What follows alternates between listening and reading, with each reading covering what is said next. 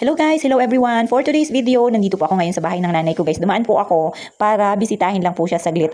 Huwag niyo na nga pong pansinin yung paa ng nanay ko na nakataas dyan. Siguro po masakit at gusto niyang ipahinga.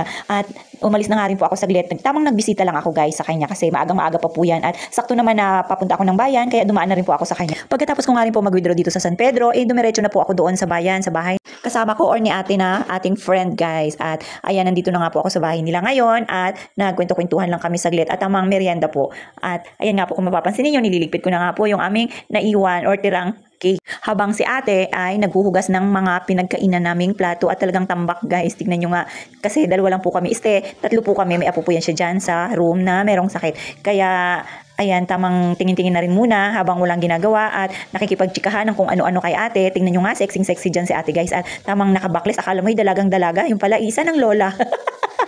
Tingnan nyo ha guys, tambak talaga yung hugasin niya dyan. At para maaliw din naman siya habang naguhugas, kinikwentuhan ko na rin siya at tamang kung ano-ano lang yung ating pinagkukwentuhan dyan guys. Ang sarap nga dito sa kanila kasi yung palibot ng kanilang bahay, puro puno. Kaya hindi mo maramdaman na mainit. Kaya tingnan nyo guys, talagang presko yung buhok ko dyan. Kaya lang, pagpasensyahan nyo na apply away po yan. Kasi lagi po tayong nag-helmet. Hindi ko rin po yan siya pwedeng ipariban kasi nga masasayang lang guys. Lagi naman din tayong nag-helmet at lagi natin yung pinupusod. Every time na meron po tayong pasok, hindi po pwedeng nakawagay-way lang yan. Kailangan init. Kaya tingnan nyo nga, tamang suklay-suklay lang tayo para naman net rin tingnan at mukhang tao rin tayo tingnan. Abay, ano pala mukha natin ngayon guys?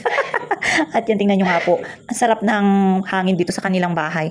Kahit na mainit siya, kahit saan ka pumunta, tingnan nyo may hangin pa rin pumapasok. Diba? At ayan, tingnan nyo nga po, inikot ko na nga rin pala ito. Ito yung nag-iisang puno lang dito sa gitna ng kanilang residential guys. Tingnan nyo, napapaligiran siya.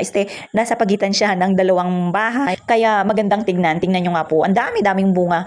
Nakaraan pa ako pumupunta dito. Halos hindi siya nauubusan ng bunga guys. At isa pa na nagpa-attract sa kanila, ito yung kanilang halaman dito na meron ng bulaklak. Kaya napakagandang tignan. And after nga po, umalis nga po kami ni ate. Pupunta po kami sa Robinson dahil meron po siyang kikitain na kaibigan na meron silang napakahalagang pag-uusapan. At ako'y gagawin niya lang namang service guys. At sakto naman din na wala po akong gagawin ngayon. Kaya sasama na rin ako sa kanya. Tamang relax muna tayo. Hindi puro trabaho, di ba? Yung tipong na dito pa lang kami sa labas guys. Kanina pa raw pala nag-aantay yung aming kikitain, yung friend ni ate. Kaya umakyat na rin po kami dito sa second floor para puntahan. Baka mamaya nagtatampo na. Abay, talagang lang ha.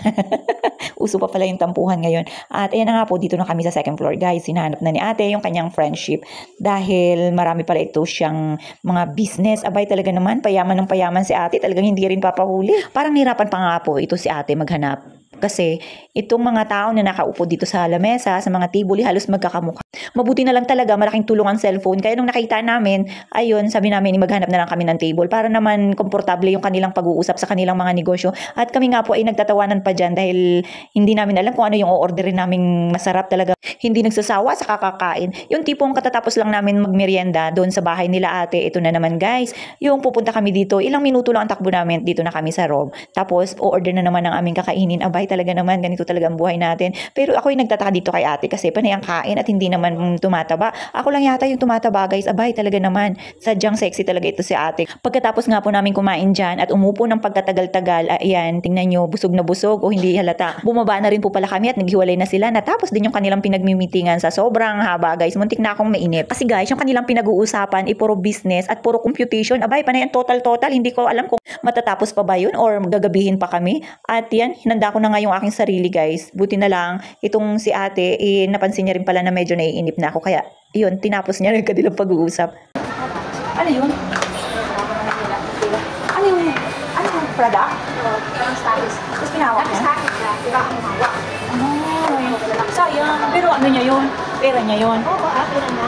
Yun ang masama. Oo, ano niya, hindi na pa ganun daw kayo. Oo, paroli. Ay, nagbuwan na. Wala ka niyang ano? Wala pang kita? May kita ka na daw. Sa kanya. Pinahawak niya doon sa, ay, kilala ko naman doon. Pinagbabayad ako kami. Ako pang ngayon na. Parang ko pa ako sa utang niya na yun. Oo, ay, ibig sabihin, utang pa yun? Hindi, nangutang sa dati. Oo. Nabigyan siya ng inutangan niya dahil sa akin. Oo. Yun, hindi ako nakabayad. Tapos doon niya inano. Siya ay nagawak ngayon ng status niya. Wala na siya, ayaw ko nang... Yan, pati ko dito. Uy, ano, guwapo mo ito. Kaya? Ang ganda nga niyang bilong ko nila mo dahil. Kung ano? Ano, ganda talaga. Diba napanood mo? Sa video, ganda. Saan na yan? Yan sa CR doon ba? Ano ka? Ito. hanggang siya nag-reels.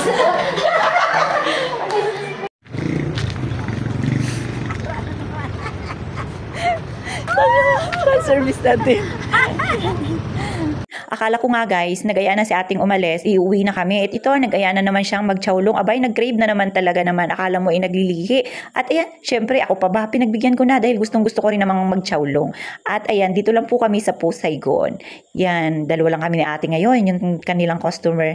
At syempre guys, special ito yung aming chawlong ngayon dito. Talagang kahit na gaano katagal yan, aantayin namin.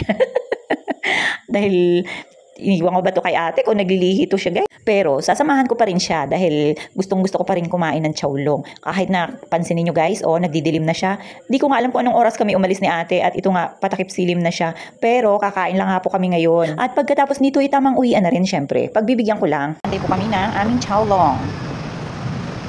Natikman nyo na ba yung chawlong guys? Guys, ang sarap ng chawlong.